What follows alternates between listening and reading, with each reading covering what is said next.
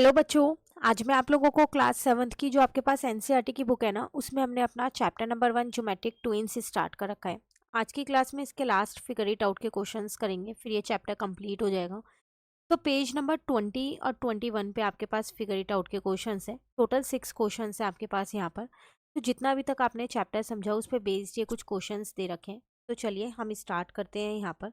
तो question number 1 आपसे क्या कह रहे हैं यहाँ पर, triangle A I R is congruent to triangle F L Y. मतलब जो ट्राइंगल एयर है, ए आई आर मतलब एयर कह सकते हो, फ्लाई एफ एल वाई को फ्लाई कह सकते हो, ये दोनों ट्राइंगल्स कॉन्ग्रुएंट है। Identify the corresponding vertices sides and angle. तो जब ये दो ट्राइंगल्स कॉन्ग्रुएंट है तो आप मुझे इसके कॉरेस्पॉन्डिंग साइड्स, इसके कॉरेस्पॉन्डिंग एंगल्स, इसके कॉरेस्पॉन्डिंग वर्टिसेस, ये सारी चीज़ें आपको क्या यहाँ बतानी है। तो हम क्या करते हैं, पहले ये दो ट्राइंगल के यहाँ पर लिख लेते हैं। तो ट्राइंगल ए आई आर जो है वो कॉन्ग्रुएंट है ट्राइंगल एफ एल वाई के। तो दो तीन चीज़ें हमें बतानी है। एक हमें बतानी है यहाँ पर कॉरेस्पॉन्डिंग साइड्स,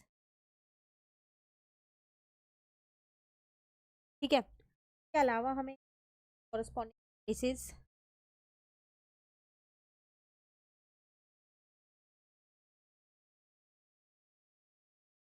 और एक हमें बताना है कॉरेस्पॉन्डिंग एंगल्स।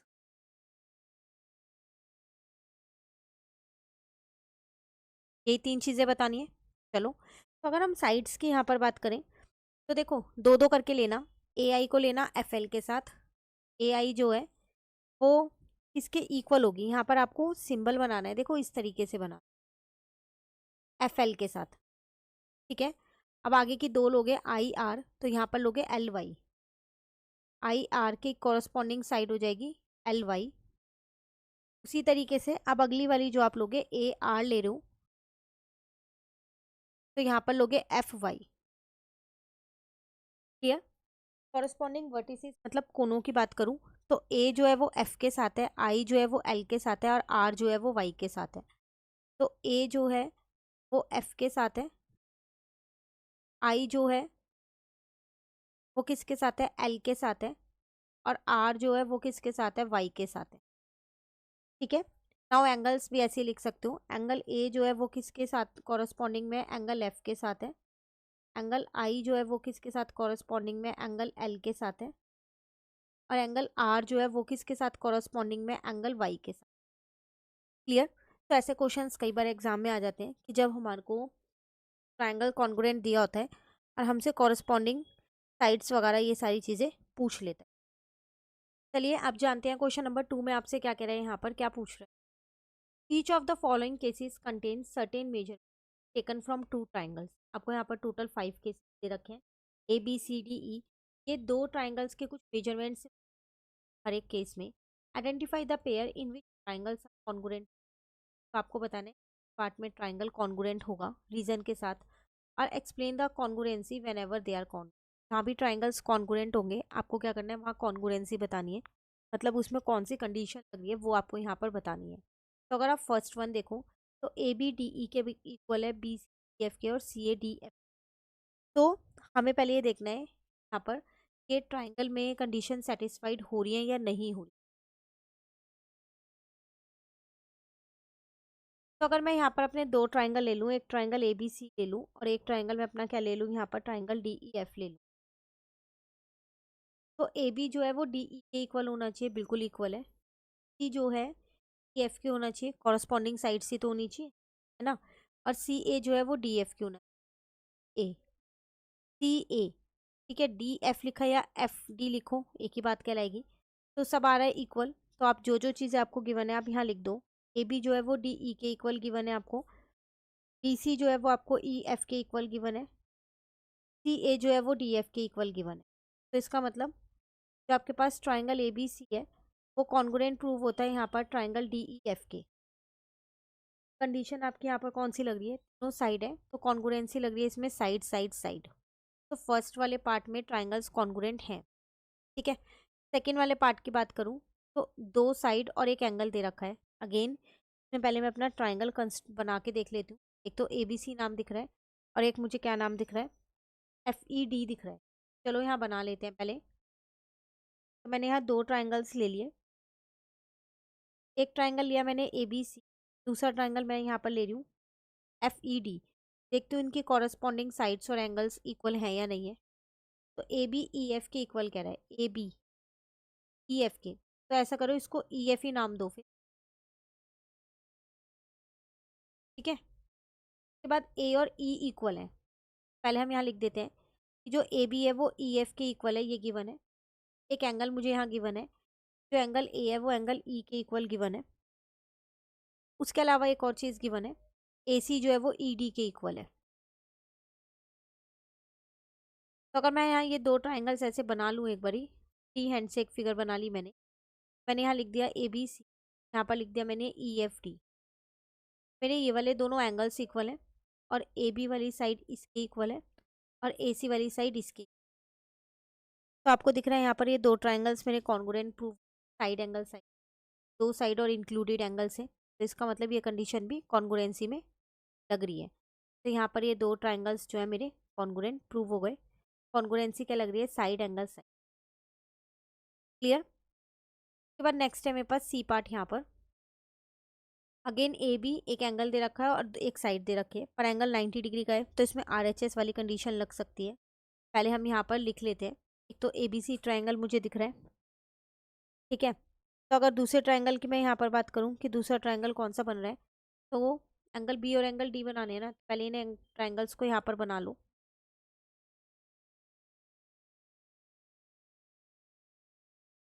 ठीक है, मुझे क्वेश्चन में एंगल B 90 डिग्री दे रखा था और एंगल D 90 डिग्री, मैंने A नाम यहाँ दे दिया, C नाम यहाँ दे दिया, ठीक है।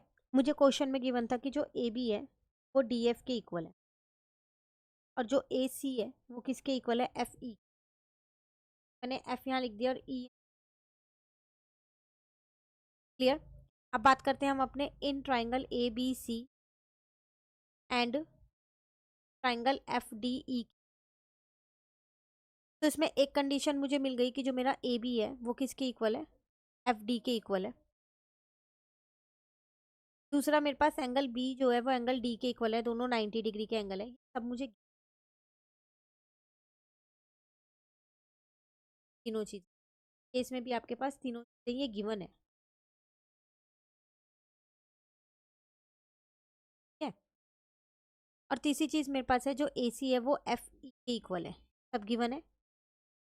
अगेन RHS की कंडीशन तभी लगती है, आपको पता है, जब हाइपोटेन्यूज और एक साइड इक्वल हो। तो हाइपोटेन्यूज और एक साइड इक्वल है और 90 डिग्री का एंगल है, तो इसका मतलब जो आपका ट्राइंगल ABC है वो कॉन्ग्रुएंट प्रूव हो रहा है ट्राइंगल FDE के RHS वाले क्राइटेरिया। क्लियर। चलिए आते हैं अपने D पार्ट पे। एंगल दे रखे हैं दो और एक साइड आपको दे रखी है यहाँ पर, तो एंगल एंगल साइड से हो सकता है, दो ट्राइंगल्स हमारे कॉन्ग्रुएंट प्रूव हो सकते हैं। तो पहले हम ट्राइंगल देख लेते हैं कौन कौन से हैं। ABC और वही दिख रहा है मुझे DEF। मैं पहले यहाँ दो ट्राइंगल्स बना लेती हूँ साइड में। मैंने इस ट्राइंगल को नाम दे दिया है ABC। ये ट्राइंगल ऐसे ही है अभी।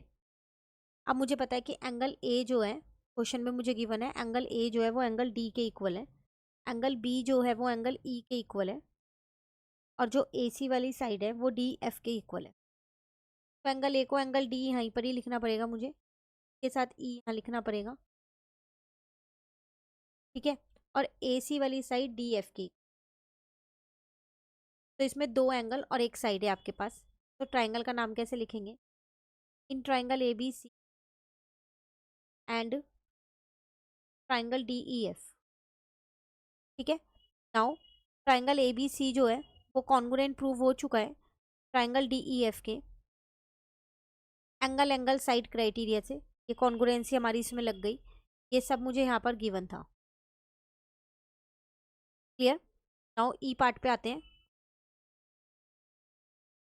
AB दो साइड एक एंगल दे रखा है, पहले मुझे यहाँ ट्राइंगल अगेन बनाना पड़ेगा।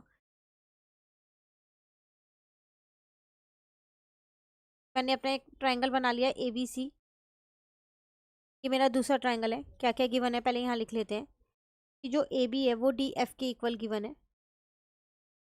उसके बाद जो एंगल B है वो किसके इक्वल गिवन है, एंगल F के इक्वल गिवन है। तो B यहाँ पर बनाया है तो F मुझे यहीं बनाना पड़ेगा, और ये D हो गया मेरा। AB जो है वो इस DF के इक्वल है और जो AC है वो डी ई के इक्वल है, तो इसमें नॉन इंक्लूडेड एंगल है, साइड्स के बीच का एंगल नहीं दे रखा। दो साइड एक एंगल है ना, तो आपको पता होगा हमने जो एक कंडीशन पढ़ी थी साइड साइड एंगल साइड, उसमें ये था कि हमारे को गारंटी नहीं है ना। एक बार मैं आपको यहाँ दिखा देती हूँ, यही हमने किया, कॉन्ग्रुएंसी की गारंटी नहीं होती, हो भी सकता है और नहीं भी हो सकता। तो हमने यहाँ पर वो सारी कॉन्ग्रुएंसी पढ़ी थी, तो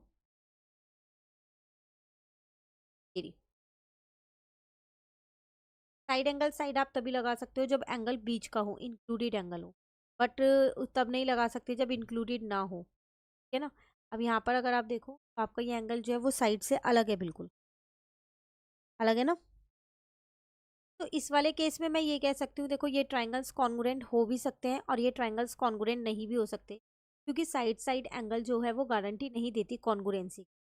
तो फिर यहाँ पर जो ट्राइंगल मेरे पास ए बी सी है, वो हम ये भी कह सकते हैं कि ये कॉन्ग्रुएंट है भी और नहीं भी, डिपेंड करता है कि इन मेजरमेंट्स की हेल्प से जो मुझे गिवन होंगी से हम कोई नॉन कॉन्ग्रुएंट ट्राइंगल तो नहीं बना सकते, ठीक है। तो आपसे यहाँ पर क्वेश्चन में यही पूछ रहा था, वापसी हम क्वेश्चन पे क्वेश्चन में आपसे ये पूछ रहा था यहाँ कि इनमें से कौन से केस ऐसे हैं जो दो ट्राइंगल्स के लिए कॉन्ग्रुएंसी करते हैं। तो एक ई वाला केस ही ऐसा है जिसमें हमें कॉन्ग्रुएंसी श्योर नहीं है, बाकी ए बी सी डी जितने भी पार्ट्स हैं सब में कॉन्ग्रुएंसी लग रही है। क्लियर। चलिए आते हैं हम अपने क्वेश्चन नंबर 3। क्वेश्चन में आपसे क्या कह रहे हैं यहाँ पर, it is given that O B is equal to O C and O A is equal to O D, दो साइड्स इक्वल दे रखे हैं आपस में, so that A B is parallel to C. आपको ये शो करना है कि यहाँ पर कि जो ए बी है ना वो सी डी के पैरेलल है। देखो अगर मैं ये दो ट्राइंगल्स को कॉन्ग्रुएंट प्रूफ कर दूं और इन्हें ऑल्टरनेट एंगल से इक्वल प्रूफ कर दूं, तो ऑल्टरनेट एंगल्स तो तभी लगते हैं जब दो लाइंस पैरेलल होती हैं। तो जब वो ऑल्टरनेट होंगे तो इसका मतलब ए बी जो है वो सी डी के पैरेलल ही होगी, है ना। तो हम क्या करते हैं, पहले इन दो ट्राइंगल्स को कॉन्ग्रुएंट प्रूफ कर देते हैं। तो हम बात करते हैं अपनी इन triangle A O B and triangle D O C, जिसमें मेरे को ओ ए जो है वो ओ डी के इक्वल गिवन है और ओ बी जो है वो ओ सी के इक्वल गिवन है। ये दो चीज़ें मुझे गिवन है। एक चीज़ मुझे कहाँ से मिलेगी, एंगल ए ओ सी जो है, ए ओ सॉरी ए ओ बी जो है वो किसके इक्वल है, एंगल डी ओ सी के।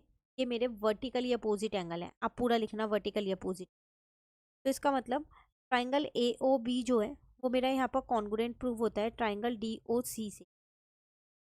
दो साइड के बीच का एंगल है, तो फिर मैं ये कह सकती हूँ साइड एंगल साइड से मेरा कॉन्ग्रुएंट प्रूव हो गया। जब ये दो ट्राइंगल्स कॉन्ग्रुएंट है तो फिर हम ये कह सकते हैं कि जो मेरा एंगल बी ए ओ है वो किसके इक्वल होगा, यहाँ पर एंगल सी डी ओ के। ऑल्टरनेट इंटीरियर एंगल्स बना रहे हैं ये, नहीं ऑल्टरनेट इंटीरियर एंगल यहाँ नहीं लिखोगे, यहाँ पर आप लिखोगे सिंपली सीपीसीटी। सीपीसीटी से मेरे इक्वल हो गए। और मुझे पता है कि एंगल बी ए ओ जो है वो किसके इक्वल है, एंगल सी डी ओ के इक्वल होगा। क्यों, क्योंकि ये मेरे ऑल्टरनेट एंगल्स भी होते हैं।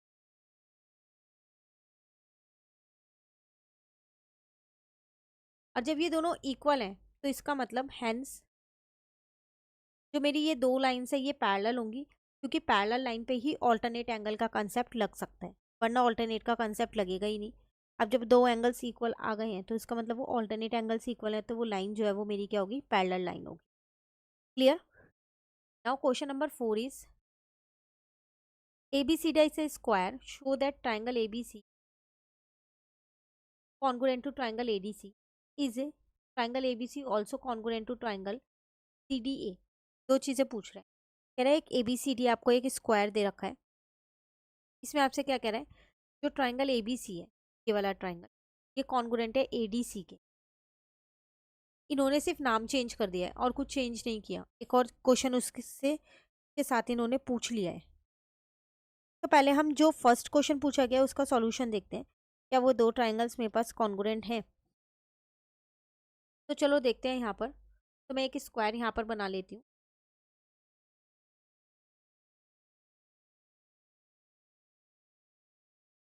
मैंने ये ABCD अपना स्क्वायर बना दिया यहाँ पर,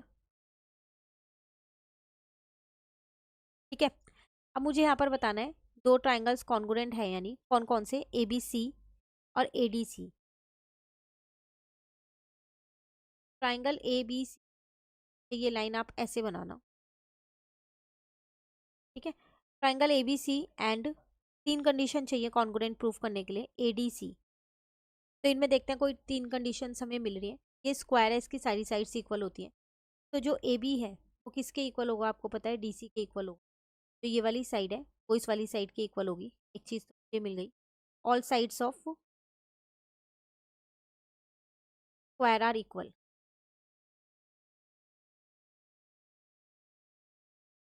ठीक है। दूसरा मुझे यहाँ पर ए सी जो है वो ए सी के इक्वल मिल गया, क्योंकि ये मेरे पास कॉमन है। और एक साइड में यहाँ पर और कोई सी ले सकती हूँ, कौन सी ले, ए बी हमारा हो गया, हम बी सी ले सकते हैं। कि जो बी सी है, बी सी, हाँ तो इसमें आप ए बी को ना ए डी के इक्वल करो, क्योंकि कॉरेस्पॉन्डिंग साइड्स हो जाएंगी ना। फिर ए बी को इसके इक्वल करो, इसकी सारी साइड्स इक्वल होती है ना। अब बी सी लिया है तो बी सी को डी सी के इक्वल करो। अगेन रीजन यही रहेगा। तो जो मेरा ट्राइंगल ए बी सी है वो कॉन्ग्रुएंट प्रूव होता है ट्राइंगल ए डी सी के। कंडीशन लग जाएगी साइड साइड साइड, क्योंकि मेरे को तीनों ही साइड मिली, कोई एंगल नहीं मिला। वैसे आप एंगल ले सकते हो, आपको पता है कि एक स्क्वायर के सारे एंगल्स जो है वो 90 डिग्री होते हैं। तो आप उससे पहले से इनकी साइड्स लेके भी कर, ठीक है। अब हमसे कह रहा था एक और चीज़ यहाँ पर, क्या A B C triangle C D A के भी कॉन्ग्रुएंट है। तो चलो देखते हैं। Now in triangle A B C and triangle C D A, ये दोनों भी कॉन्ग्रुएंट हो सकते हैं। तो आप देख लो, बात तो वही है, सिर्फ इन्होंने वर्टेक्स चेंज कर दिए हैं, मतलब ए डी सी को सी डी ए लिख दिया। तो जो मेरा ए बी है, ए बी, अब वो यहाँ पर सी डी के इक्वल हो जाएगा। स्क्वायर है उसकी सारी साइड्स इक्वल होती ही होती हैं, मैं सी डी के इक्वल लिख सकती हूँ। रीजन वही दूंगी, all sides of square are equal, ठीक है ना। के अलावा ए सी और ए सी मेरा दोनों में कॉमन है, एक कंडीशन ये मिल गई। दूसरी कंडीशन अगर आप देखो तो आपने एक ले ली ए बी, उसके अलावा अब आप ले सकते हो ए बी, बी सी ले सकते हो। बी सी जो है वो किसके इक्वल हो जाएगी, डी ए के इक्वल। रीजन सेम यही रहेगा। तो इसका मतलब आपने सिर्फ वर्टेक्स चेंज किया और कुछ भी चेंज नहीं किया। तो साइड साइड साइड से ये दोनों ट्राइंगल्स को भी हम कॉन्ग्रुएंट प्रूफ कर सकते हैं, क्योंकि वो स्क्वायर है ना, उसकी साइड साइड्स इक्वल होती हैं। ऑर्डर में लिख, ठीक है। उसके बाद आपसे क्या कह रहे हैं कि वो more example of two triangle where one triangle is congruent to other in different way as in case above. Can you give example of two triangle where one is congruent to other in six. अब आपको ऐसे ही और examples लिखने, आप और examples easily लिख सकते हो जहाँ पर दो ट्राइंगल्स इक्वल हो। तो आपको कुछ नहीं करना, इसी स्क्वायर को आपको क्या कर देना है, तो डिफरेंट नाम दे देना, आपकी बार पी क्यू आर एस नाम दे देना। और ऐसे ही पहले ये दो ट्राइंगल्स एक नाम से कॉन्ग्रुएंट प्रूफ कर देना, फिर यही दो ट्राइंगल एक डिफरेंट नाम से कॉन्ग्रुएंट कर देना। तो इस तरीके से आप इन्हें प्रूफ कर सकते हो। स्क्वायर की सारी साइड्स इक्वल होती हैं तो ईजिली कर सकते हो। रोम्बस के केस में भी कर सकते हो, रोम्बस की भी सारी साइड्स हमारे पास इक्वल होती हैं, ठीक है। तो आप इसमें अपने अकॉर्डिंग कोई भी एग्जाम्पल्स लिख सकते हो। नेक्स्ट क्वेश्चन नंबर 5 में आपसे क्या कह रहे हैं यहाँ पर, find angle B and angle C, angle A is the centre of the circle. आपको एंगल बी और एंगल सी निकालना है। एंगल ए जो है ना वो सर्कल का सेंटर है। तो ये तो बहुत आसान क्वेश्चन है ना। देखो, जब ये सेंटर है तो इसका मतलब A B is equal to A C होगा, radii of the circle.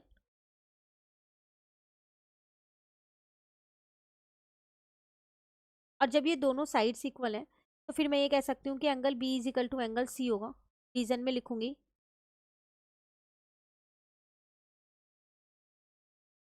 Angle opposite to equal sides are equal. याद होगा हमने लास्ट क्लास में ये प्रॉपर्टी पढ़ी थी, angle opposite to equal sides are equal isosceles triangle में जो ये condition.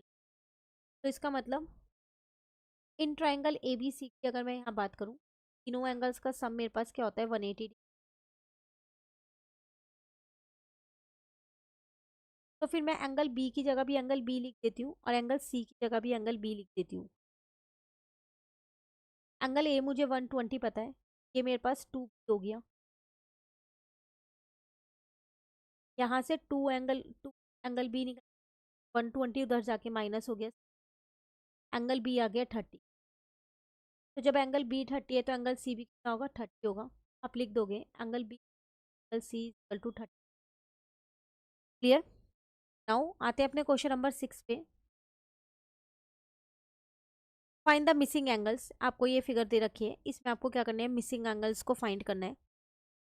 As per the convention that we have been following, all line segment marked with single line are equal to each other and those marked with double line are equal to each। मतलब कुछ नहीं है, आपसे वो यहाँ पर ये कह रहा है, जैसे ये दो लाइन्स है तो ये इसका मतलब ये दोनों लाइन्स आपस में ये वाली लाइन और ये वाली लाइन है, मतलब ये आपस में इक्वल के साथ भी इक्वल।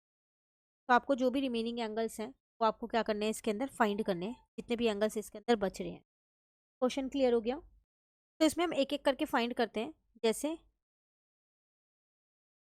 देखो ये दोनों साइड्स इक्वल हैं, तो इसका मतलब ये वाले दोनों एंगल्स मेरे इक्वल होंगे। अभी जो हम प्रॉपर्टी ऊपर करके आए ना, तो 180 में से मैं 34 को माइनस कर देती हूँ पहले। तो यहाँ पर मेरे पास आ जाएगा 10 में से 4 गया 6, 7 में से 3 जाएगा तो 4 और 1 146। तो इन दोनों का 146 है। अब इसको हम क्या करते हैं, 2 से डिवाइड कर देते हैं, तो 73 आ गया। तो ये दोनों एंगल्स मेरे पास आ गए 73 और 73, ये दोनों साइड्स इक्वल थी। यहाँ तक क्लियर हो गया। एक एक एंगल आपको इसी तरीके से यहाँ पर फाइंड करना पड़ेगा। तो मैं यहाँ पर आपको साइड में एक्सप्लेन कर दूँ कि हमने किस तरीके से फाइंड किया है, आप उसे ईजिली अपनी नोटबुक में। अब आते हैं हम, बाकी हमारे को इस ट्राइंगल का और क्या नहीं पता। इस वाले ट्राइंगल पे आ जाओ। यहाँ पर आपको एक ये वाला एंगल दे रखा है, एक ये वाला एंगल 2, तीसरा एंगल ये वाला आप आसानी से निकाल। तो कैसे निकालोगे, पहले आप क्या करोगे, 34 और 44 को प्लस कर दोगे। 4 + 4 8 हो गया, 3 + 4 कितना हो गया, 7 हो गया, 78 आ गया। अब इसको क्या करोगे, 180 में माइनस करो। कि एक ट्राइंगल है, उसके दो एंगल्स आपको पता है, तीसरा एंगल आपको फाइंड है। तो 180 माइनस का आप 78 कर दोगे, तो आपको क्या, तो आपको यहाँ पे आ गया, आपके क्लियर हो गया कैसे आया।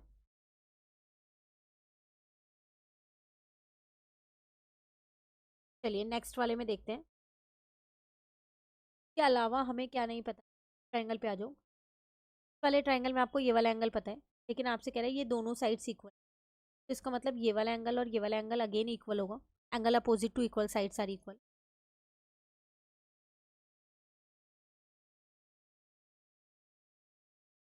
जब आप 180 माइनस करोगे 112 आएगा।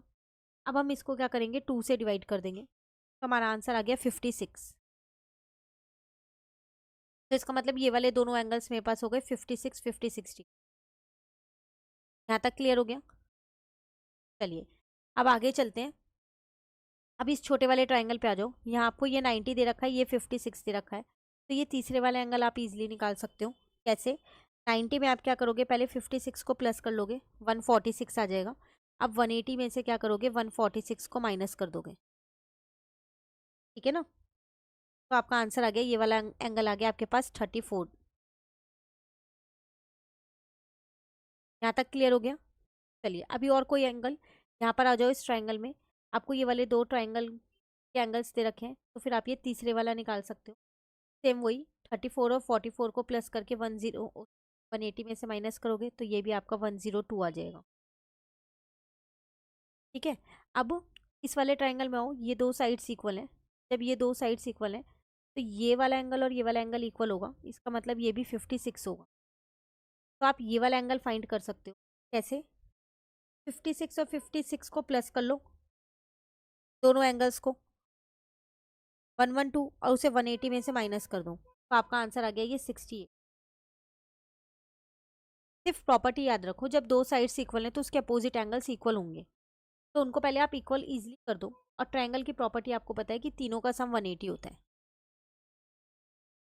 ठीक है, अब और कोई ट्रायंगल ऐसा है कि आप इजीली एंगल्स को निकाल पा रहे हो, पहले आप वो वाले ट्रायंगल्स देखो, फिर जो बच जाएंगे लास्ट में हम उनको करेंगे। अब ऊपर वाला ट्रायंगल देखो, देखो ये 90 है, ये सिर्फ इस ट्राइंगल की बात करूँ, कौन सा, CUR की। ये दोनों साइड्स इक्वल है, तो ये वाला एंगल और ये वाला एंगल इक्वल होगा। जब ये 90 है तो इसका मतलब ये 45 और 45 होगा, तभी तो इनका सम 180 आएगा।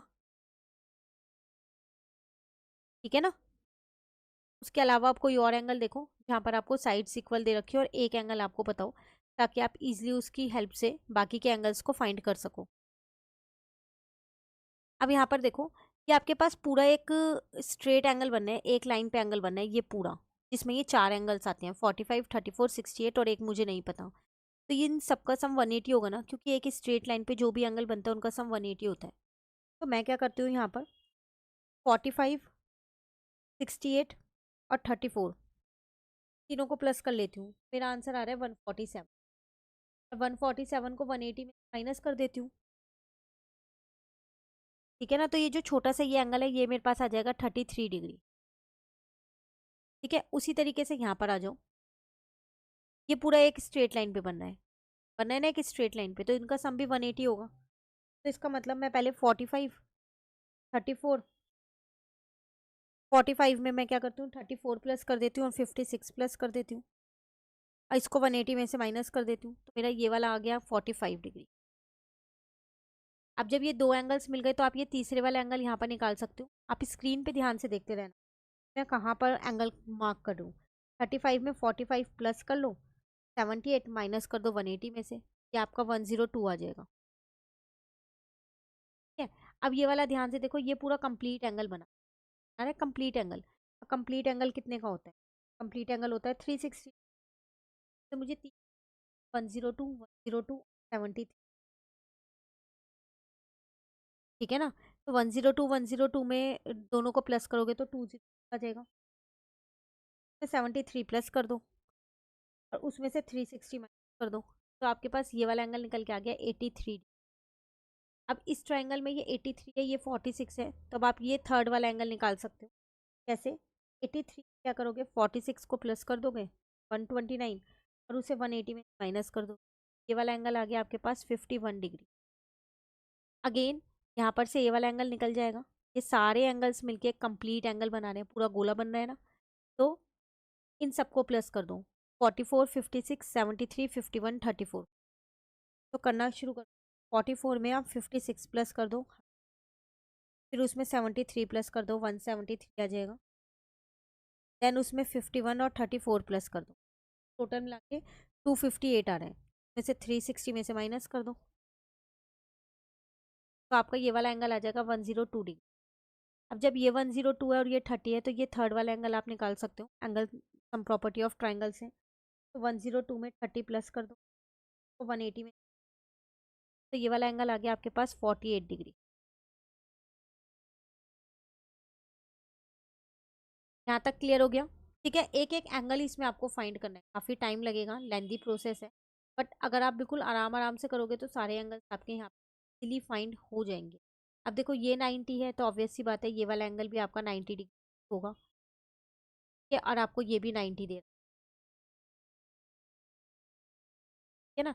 यहाँ पर आपको देखो ये तीनों साइड आपस में इक्वल दे रखी है, तो इक्विलेटरल ट्राइंगल तो तीनों साइड्स इक्वल होती हैं और उसका हर एक एंगल 60 होता है, फिर ये भी 60 होगा, ये भी 60 होगा और ये इतना भी 60 होगा। ये पूरा एंगल 90 है, तो ये बाकी का बचा हुआ 30 होगा, फिर जब पूरा 90 है तो, है ना। अब ये 90 हो गया, ये 30 हो गया, 120, तो ये वाला एंगल आपका निकल गया कितना, 60, 180 में से माइनस कर। ठीक है ना यहाँ तक। अब ये आपके पास और कोई एंगल क्या निकाल सकते हो आप यहाँ पर, यहाँ पर अगेन एक स्ट्रेट एंगल बनना है, ये 98 डिग्री है, ये 68 है, 60 है, तो आप ये छोटा सा एंगल निकाल सकते हो। 8 में आप क्या करोगे, ये बहुत छोटा सा एंगल है जो कि आपके पास आ रहा है 22, चल गया ये वाला एंगल भी। अब और कौन कौन सी साइड्स आपको इक्वल दे रखी है वो आप यहाँ पर देखो, और उसी की हेल्प से बाकी के एंगल्स निकालो। अब ये वाला एंगल देखो, आप इसको निकाल सकते हो आसानी से, ये 112 आएगा, 180 में से माइनस कर दोगे, एक स्ट्रेट लाइन पे एंगल बनना ही है, तो इनका सम 180 होगा, तो ये 112 आ गया। अब ये दोनों साइड्स इक्वल हैं, तो ये वाला एंगल और ये वाला एंगल इक्वल होगा आपके पास, angle opposite to equal side सारी।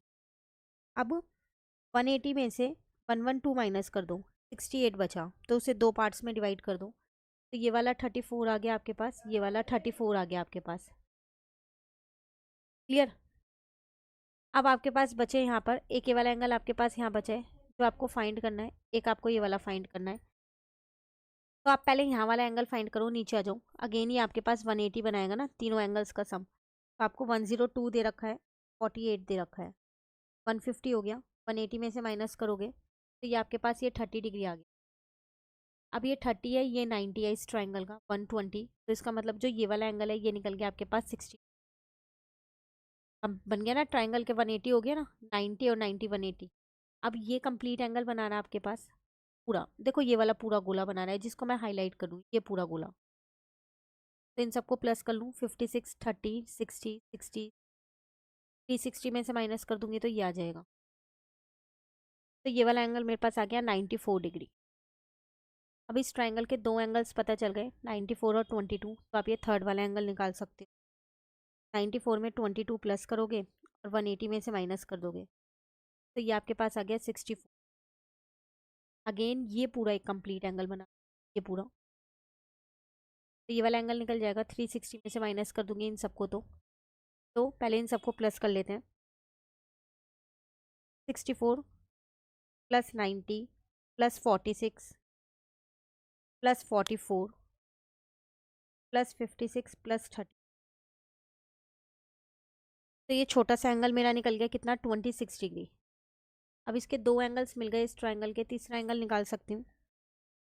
26 में हम क्या करेंगे, 98 को प्लस कर लेते हैं, इसको 180 में से फिर माइनस कर देंगे। ये वाला एंगल मेरा 50। क्लियर। तो इस तरीके से मैंने क्या किया, इसके सारे एंगल्स को, angle sum property of triangle लगाया 180 डिग्री का, कंप्लीट एंगल लगाया 360, angle on a straight line लगाया 180, और कौन सा लगाया, angle opposite to equal sides. Concept की हेल्प से हमने ये सारे एंगल्स पर फाइंड कर दिए। कहीं पर भी डाउट हो कमेंट करके पूछ। वेरी डाउट कंप्लीट, वैसे चैप्टर कंप्लीट। नेक्स्ट क्लास में अपना चैप्टर नंबर 2 स्टार्ट करेंगे। वीडियो अच्छी लगे प्लीज़ लाइक ज़रूर कीजिए, फ्रेंड्स के साथ ज़रूर शेयर कीजिए इन वीडियो ज़्यादा से ज़्यादा, ताकि सब जने बुक से भी चैप्टर्स को अच्छे से रिवाइज और कंप्लीट कर सकें। Thank you.